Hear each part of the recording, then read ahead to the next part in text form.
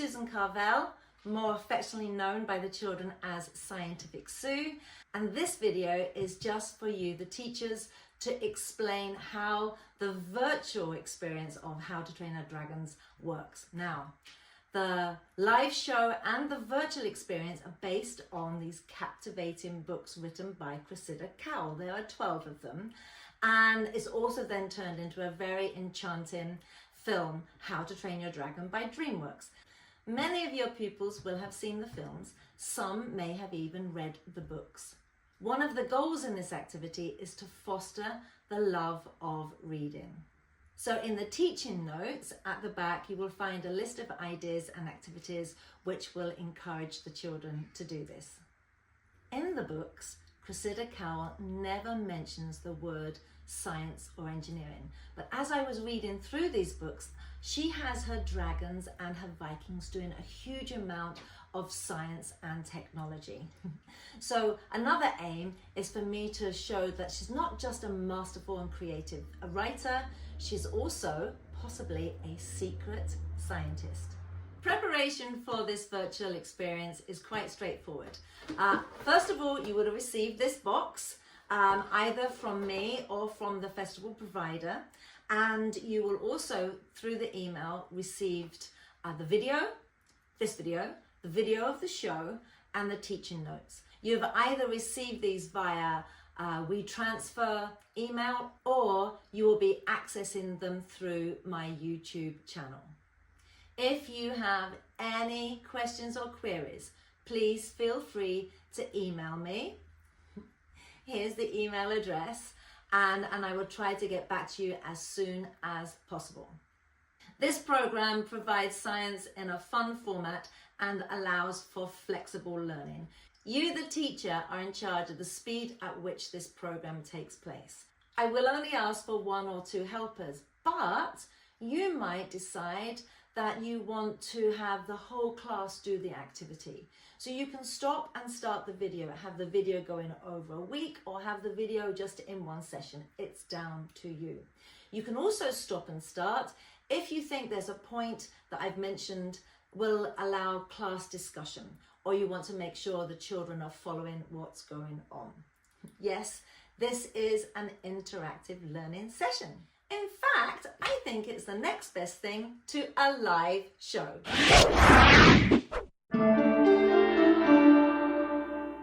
Science for Dragons virtual experience. I cannot tell you how thrilled I am to be embarking on this scientific journey of discovery with you and your students. We've got the box. I'm going to show you what's in the box. I'm going to tell you what you need to gather, and I'm going to split it into the 6 sections which are going to be in the video. So first of all, in the box for the first section, we are going to need the bag of balloons, marker pen, and this template. I've added the template for 2 reasons. So the first reason is I'm not very imaginative in terms of being able to draw freehand dragon faces. So I always like to have a template to give me an idea of what I'm drawing. But also you can print this off and the children themselves can make their own dragon mask.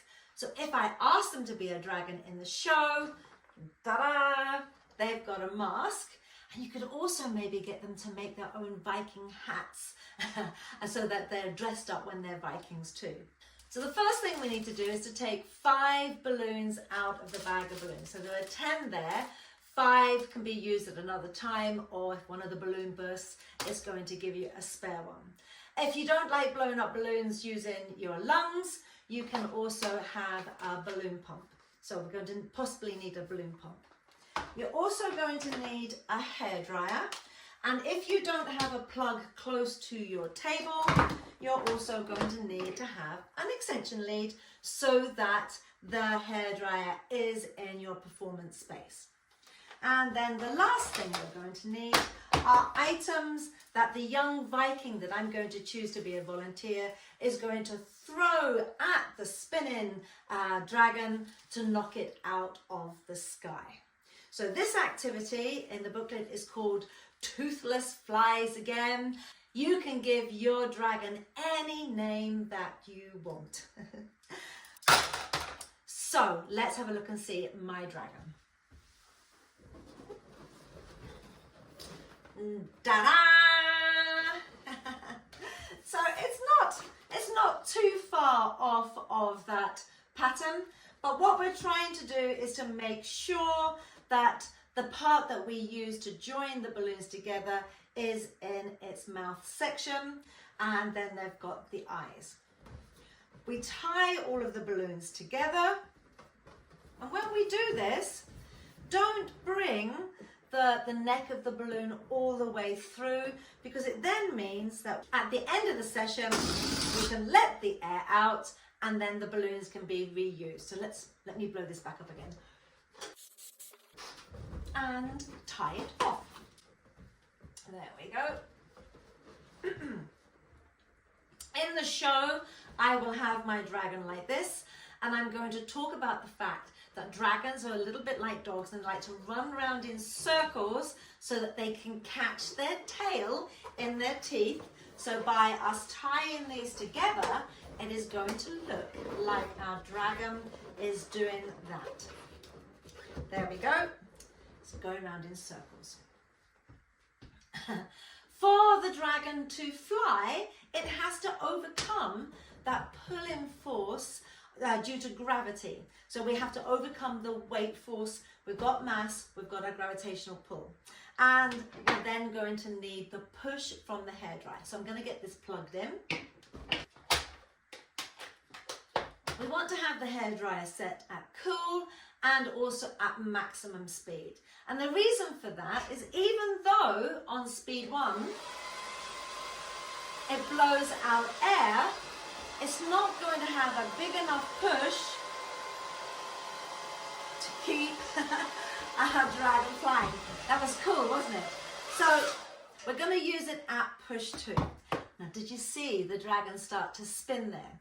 If we just have the hairdryer pointing to the ceiling, this balloon will hover around like this, and that's still going to be quite cool.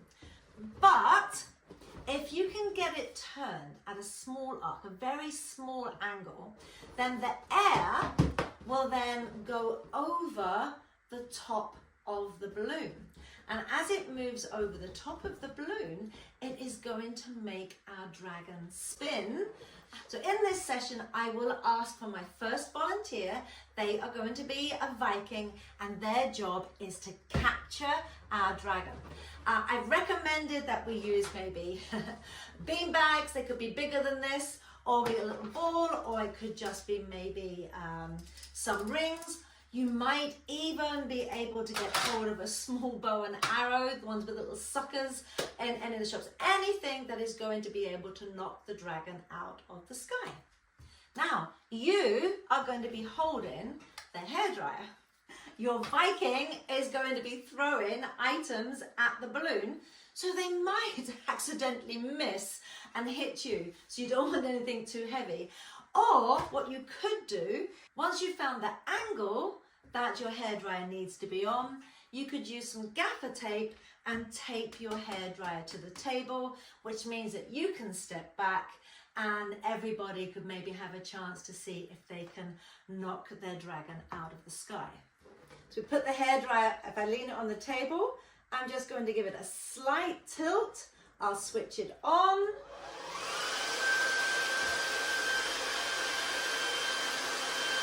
And voila!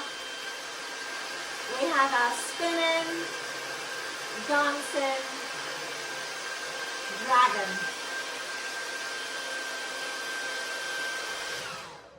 And then gravity brings it back down. At the end of each session, I will ask you to start and stop the videos, or stop and start the videos, so we have an opportunity to clear the space and bring the next trays forwards. So this is what we're going to have for the second session, which is Stormfly's spectrum. And we're going to be looking at color changes, and we're going to be talking about camouflage. For those of you that don't know, this is Stormfly. And in the films, she cannot change color. In the film, she is a Deadly Nadder, but in the books, she is a mood dragon. And in fact, in the books twice, it mentions dragons that can change color. So on page 67, we've got these stealth dragons, which are very similar to chameleons, okay? And then on page 83, this is when we find out about Stormfly, who's a mood dragon, which means she changes color depending on her mood. So how are we going to do this as a scientific activity? Now, in your box, you will have 125 grams of baking soda, 125 grams of citric acid, and you will have 10 grams of dried cabbage. If red cabbages are in season, save this powder for another time when they're not in season. All you need to do is to boil up your cabbage and save the juice. The juice is not red though, it is purple. So this confusion about calling a purple cabbage red is going to be explained in this session. What do you need to gather? Well, you're going to need some water. So I've got some warm water here just to speed up the dissolving process. And I'm going to be asking for you to get 2 small beakers, about 250 milliliters, and a larger one. So you can use plastic jugs. So I've got plastic jugs there, or you can use other beakers, much more scientific. So I bought these in the range. Again, I want 1 large beaker and 2 smaller beakers, and then we're going to need some spoons, teaspoons, whatever. So what do we do? So the first thing is to open up our powder. You don't want the color to be too dark. You want it so that we can see some nice bright colors. So I'm just going to suggest to begin with that we'll just put kind of 1 spoonful of powder into the larger beaker, and we're going to add 500 milliliters of water to this. Okay, so that's going to allow me to go there. Look at that lovely purple color. And now, some of you might find that it will start purple and then it might go blue. Now this is because the water from your taps is slightly alkaline. Don't worry about that, because that will be covered in the show. So we've got this liquid here. I will then ask for 2 volunteers to come up. There could be splashes here, so safety glasses are recommended. If you don't have safety glasses, then using their normal glasses for reading, or sunglasses, anything that could stop splashes from going into their eyes. And we are then going to get them to split this liquid equally between the 2 beakers. So we've got some there, and we've got some there. There we go. And you see little bits of cabbage there at the end. We're going to use this in the next session, so we're just going to leave that to the side.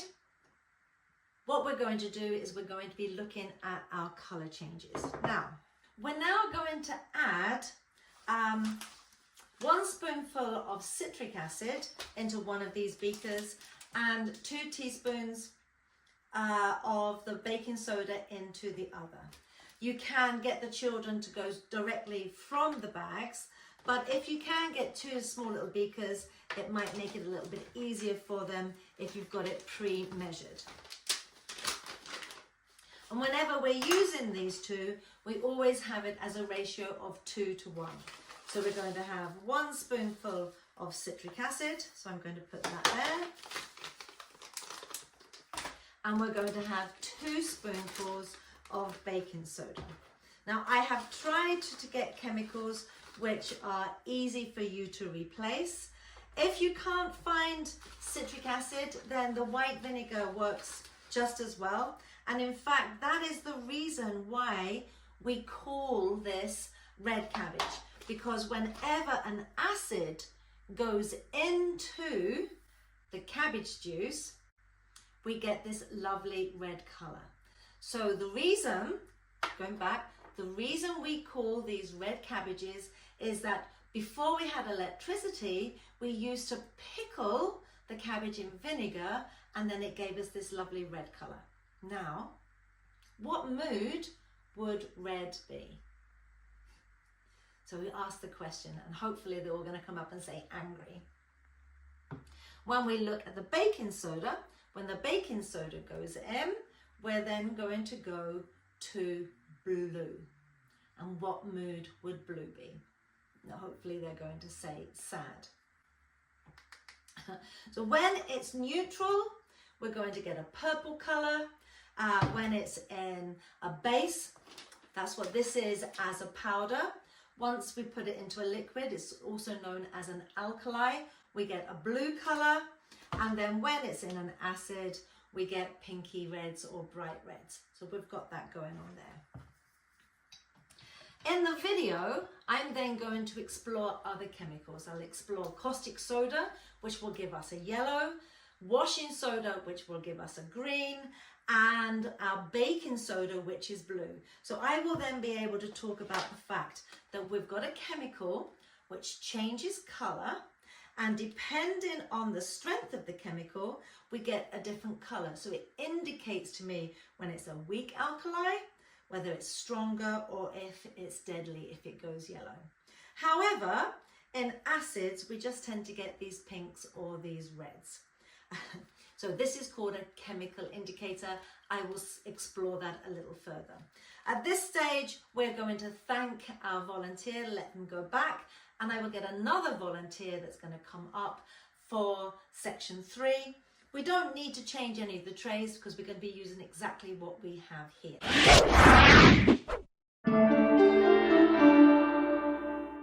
In activity 3, we're going to have our 4th volunteer, and we are going to be talking about a new dragon that has been introduced into the films called a Changewing.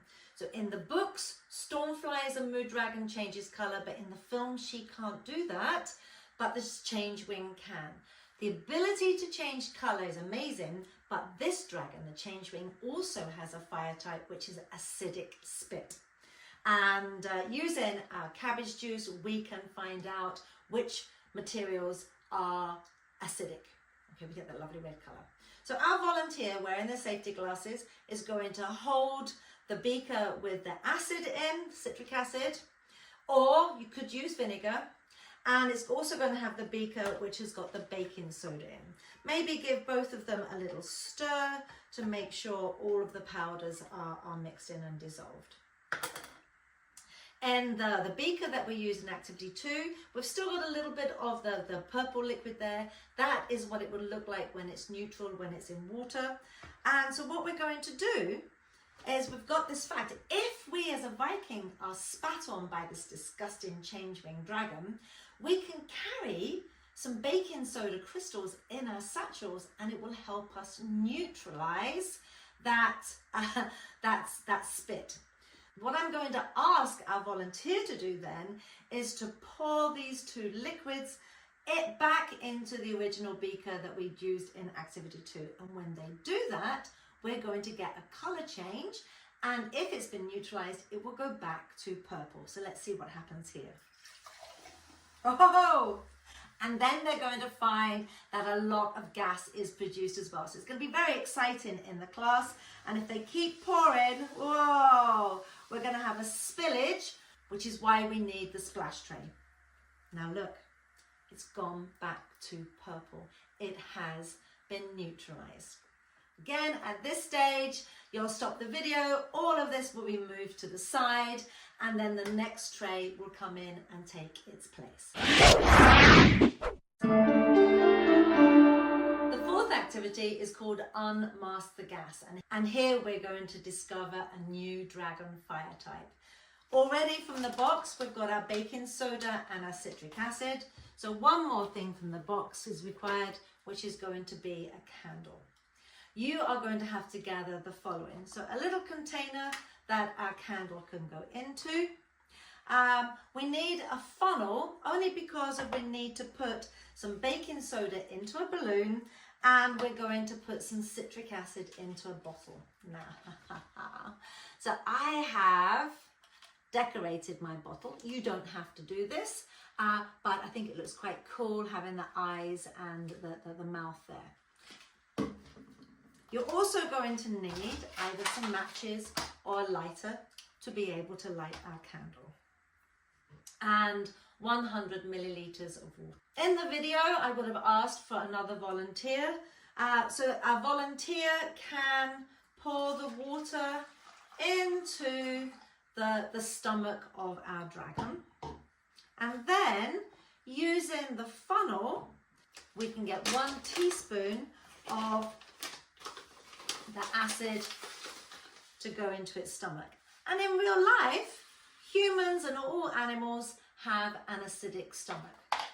The more acid you put in and the more baking soda we put in, the more gas is going to be formed. And now what we're going to do is we're going to put 2 spoonfuls of baking soda into a balloon, and using a funnel will make this job a little easier.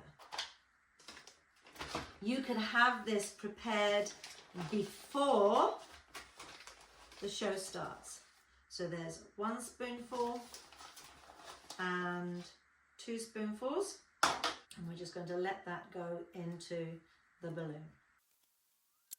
In the show, we're going to get our volunteer to hold the dragon and swirl it, stomach acids round a little bit so that the majority of the citric acid has dissolved. And then they're going to hold it steady while you stretch the neck of the balloon over the mouth of your dragon. And when you do this, we're making sure that none of the baking soda goes into the balloon. You're then going to step away from your volunteer. They're going to have their safety glasses on, and they're going to very slowly lift up. And then look at that. Ta-da! It's like a volcano. We have made a new gas. We don't know what the gas is yet. We're going to have to experiment with this gas. And I think half a tablespoon of citric acid and 1 tablespoon of baking soda is enough. What do you think?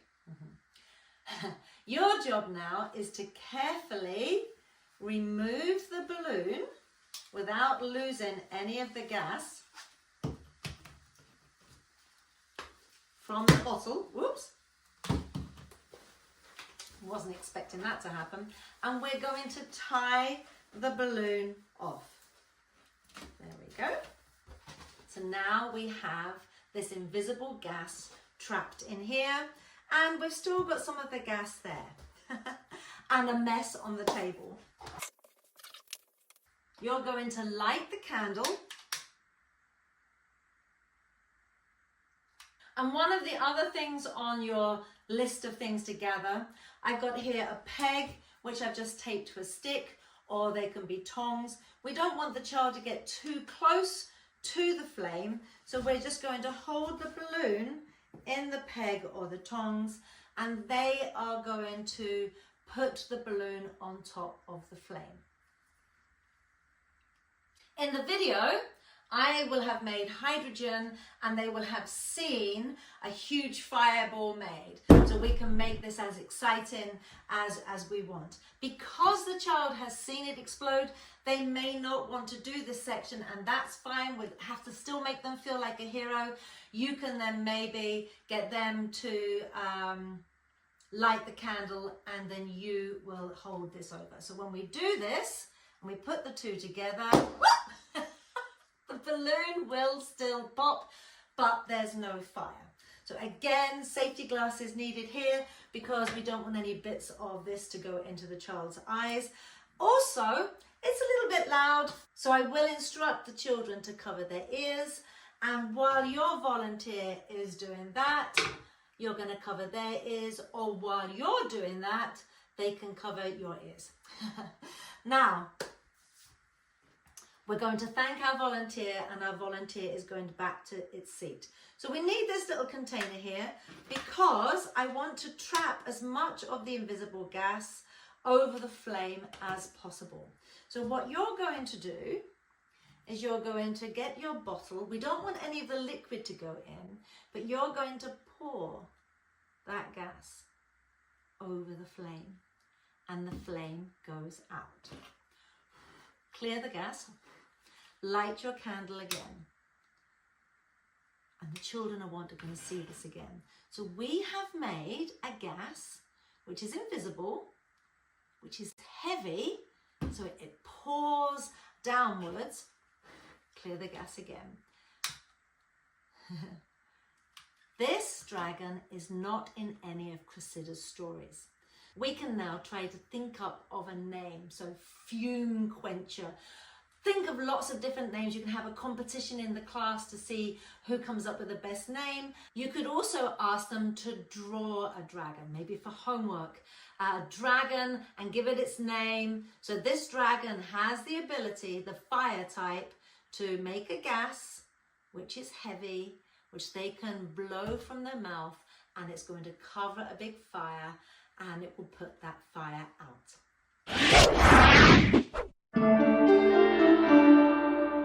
We are now at activity 5. The tray will have this tube, that's from the box. You might also want to get some of the vitamin C tablets. These tablets, if you look on the side, have citric acid, and it says sodium hydrogen carbonate.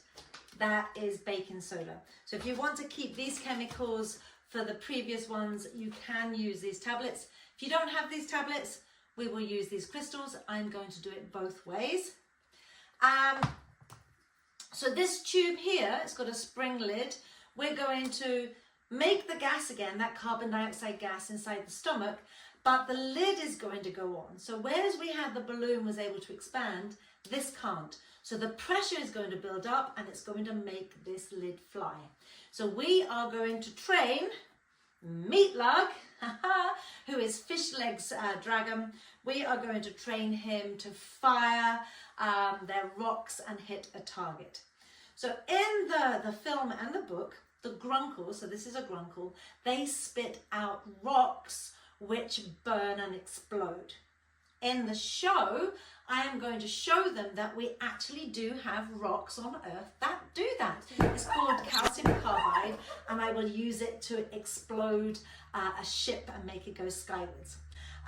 So you don't have to use a toy. I'm going to use a toy in the show. Not using it now, I'm just letting you know that's what I'm going to do. If you've got these tubes, spare lids will come in handy, and we're going to need some water.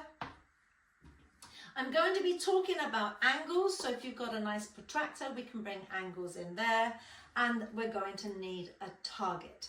A waste paper bin, a bucket, anything that they can aim for their target. First of all, we've already seen that when we mix citric acid with baking soda, we make a copious amount of gas very fast, and that gas is called carbon dioxide. So what I'm going to do here, if I put one tablet in, it will dissolve, and it is going to produce gas. So in the teaching notes, I'm going to explain how this experiment could be turned into an investigation. So we've got that carbon dioxide gas being formed, and I'm just going to leave that there. We are also going to need a spoon. A spoon. We're going to add water to the tube so that's approximately a third filled. Let's see what happens if we put a tablet in first. I'm just going to use half a tablet. I'm going to put the tablet in. I can hear it fizzing. I'm going to put the lid on. There we go. And the pressure is now building up. We cannot put our head anywhere near here because that lid, when it leaves, is going to leave at a very fast pace, and it might hit our face. So again, safety goggles on our volunteer that's helping us. They could hold it like this, again, away from their face with it pointing upwards. So if we have half a tablet,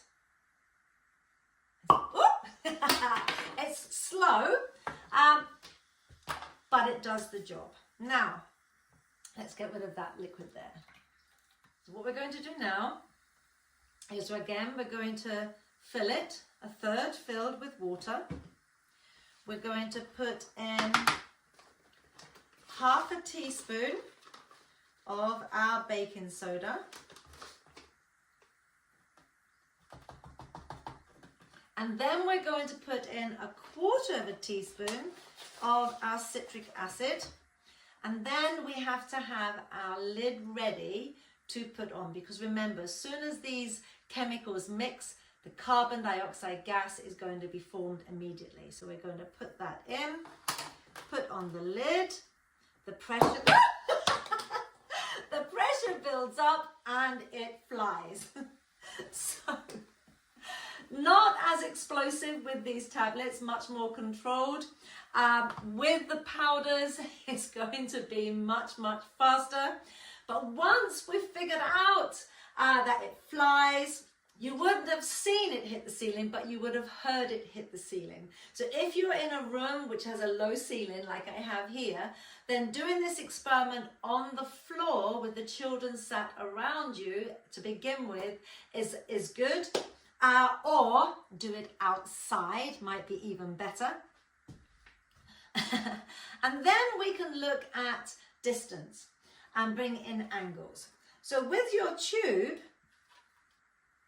like this, the lid is going to go up and come straight back down again.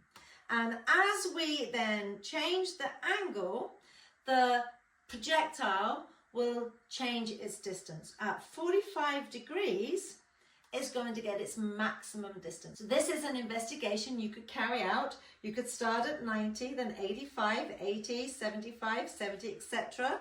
When you get to 45, and then 40, 35, 30, and you will find that 45 gives you the maximum distance it will travel. And once you know the maximum distance, you know that is the maximum range that it can travel. So you can have your target at that distance, or you can have your target a little bit closer. So let's play with this. I'm going to put in a quarter teaspoon of the citric acid. I'm going to put in half a teaspoon of the baking soda. I'm going to have my lid ready. So as soon as the powder goes in, it's going to make the gas. We put the lid on, and then with another lid, we can put that on, and another lid, and we can play about with the angles because it keeps making the gas. But as the reaction slows down, the time at which this lid will take off gets longer and longer. I think the children are going to love this as an experiment. As you notice, collecting these will speed up the process. It is a really good, fun experiment.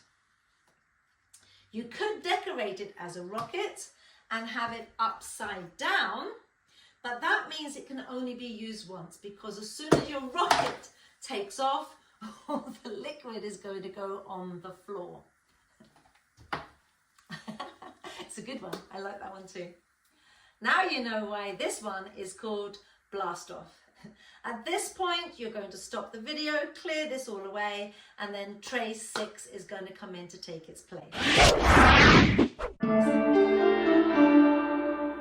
We are now at the last activity, activity 6, and the last 2 items in the box will be 31 cards.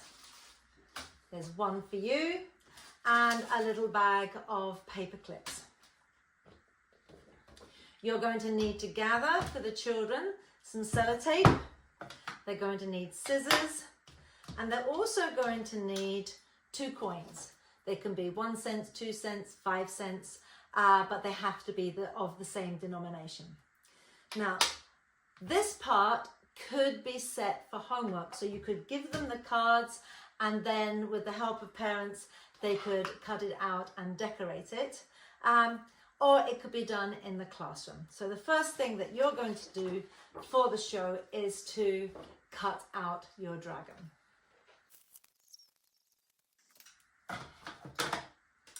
Voila! If you have more than 30 children, don't worry. On my website, on the Science of Dragons show, you'll find this template. You can print it out, and then the children could glue it onto card or onto a cereal box. I have tried to make it as pretty as possible, so we don't actually have to do any colouring in, but we all know some children just love to colour and add glitter. So let them do whatever they want to their dragons. Oops, I forgot to also let you know we're going to need the pen that we were using in the first session. So what we want to try to find is the point where our dragon will balance on a finger. So we're going to very carefully get that to balance, and that is about there. And so we're going to do a dot. So at that dot, at that point, it balances. There we go. Now we want it to balance on its nose. So we have to move this to that point there. And to do that, we're going to add some masses here. In the show, I'm going to be talking about the center of mass, so we are going to be using paper clips. But when the children do the activity, they are just going to use the coins. So now again, that's where it balanced before. It should balance now between that point. So I'm going to move it, and it balances there. So I'm going to mark that point. It doesn't have to be 100%. We're just showing that that point moves with that added masses. So we're going to now put on another 2 paper clips. Okay. And we're going to balance again. And this time it balances there.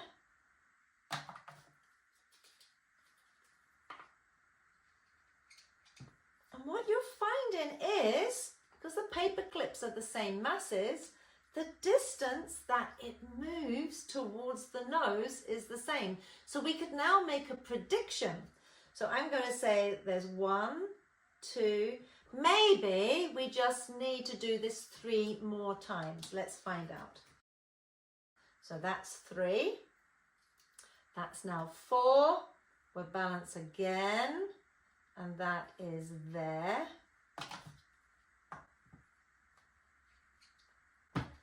Ooh, looks like we might need to do it twice more. So let's find this out. So we put 1 more on there and another on there. Balance again. Does it balance on its nose? No, not just yet.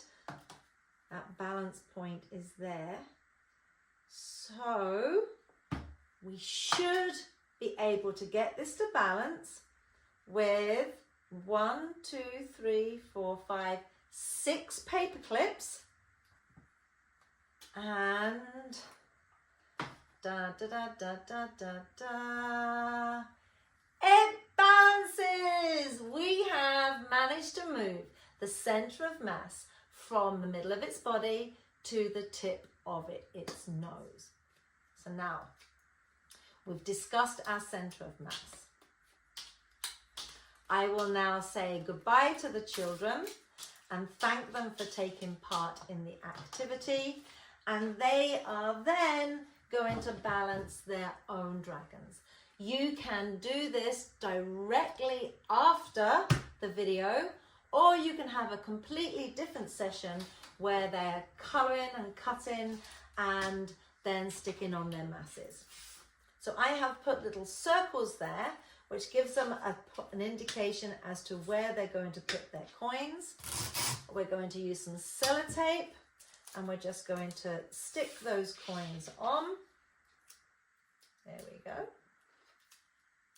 And again, this could be set as a homework which means the discussions will be amongst the adults at home and any siblings or cousins or friends that they may have.